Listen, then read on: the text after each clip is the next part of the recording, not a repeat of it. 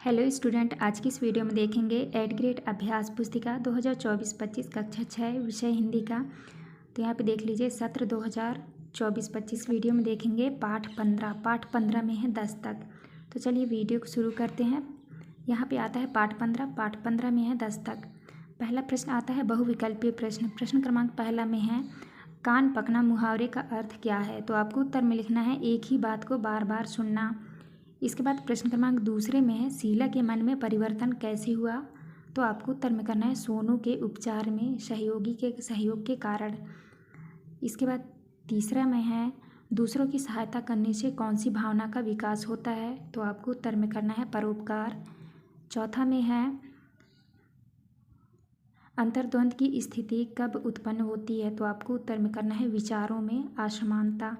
इसके बाद नेक्स्ट आता है आपका पांचवा में निम्नलिखित में से शुद्ध वर्तनी वाला शब्द कौन सा है। तो आपको उत्तर में करना है, तो यहाँ पे आपका उत्तर गलत है। आपका सही उत्तर हो जाएगा सी नंबर सहानुभूति। तो आप कर लीजिएगा। इसके बाद आता है आपका रिक्त स्थानों वाले प्रश्न।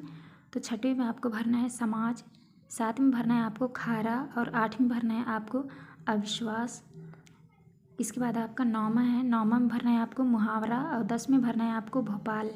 इसके बाद नेक्स्ट क्वेश्चन आता है अति लघुत्तरीय प्रश्न। प्रश्न क्रमांक 11 में दिए गए मुहावरों का वाक्यों में प्रयोग कीजिए। तो यहाँ पे आपका मुहावरा दिया हुआ है। पहला में है तिल का ताड़ दबाना, तिल का ताड़ बनाना। तो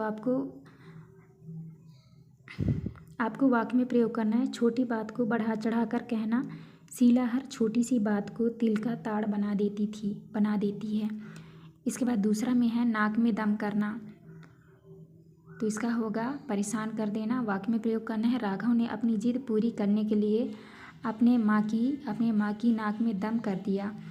इसके बाद नेक्स्ट क्वेश्चन आता है क्वेश्चन नंबर 12 में लेखक के त्रिवेंद्रम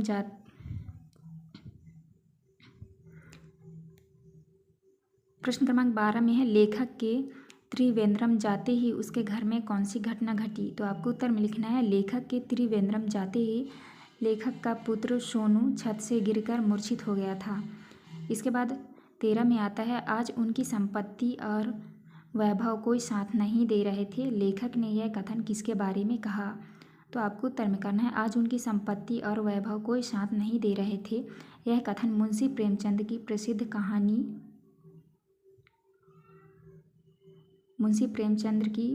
कहानी पूस की रात में मुख्य पात्र हल्कू के बारे में कहा गया है। हल्कू एक गरीब किसान है जिसकी संपत्ति और वैभव उसके दुख और कठिनाइयों में कोई सहारा नहीं बन पाते। इसके बाद आता है आपका प्रश्न क्रमांक 14 में हम बालूका मैं शब्द का अर्थ लिखकर वाक्य में प्रयोग कीजिए। तो आपको उत्तर में लिखना है बालूका मैं रेत से भरा हुआ। वाक्य में प्रयोग करना है गोवा का समुद्र का किनारा तो बालूका मैं है।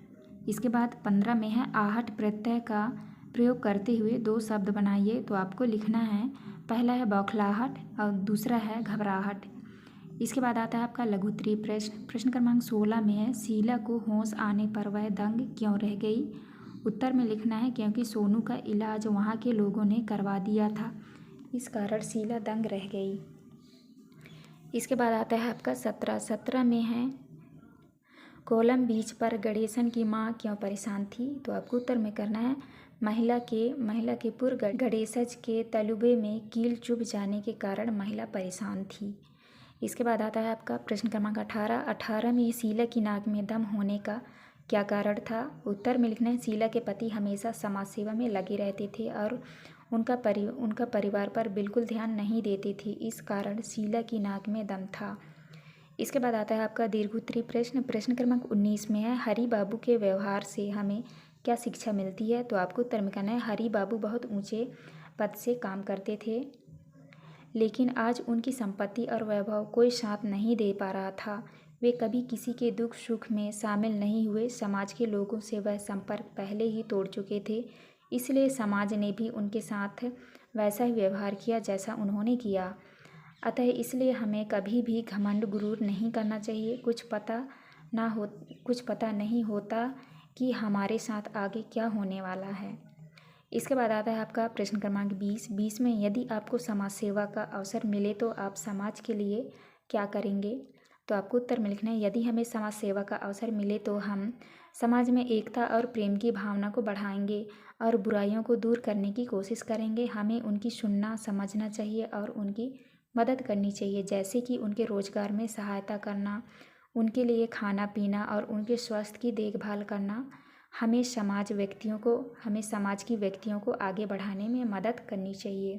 तो आपको इस तरह करना था। ये था आपका लास्ट क्वेश्चन। यहाँ पे हमारी वीडियो कंप्लीट होती है। वीडियो अच्छी लगी तो प्लीज़ हमारे चैनल को लाइक एंड सब्सक्राइब करिएगा। मिलते हैं अब नेक्स्ट वीडियो में।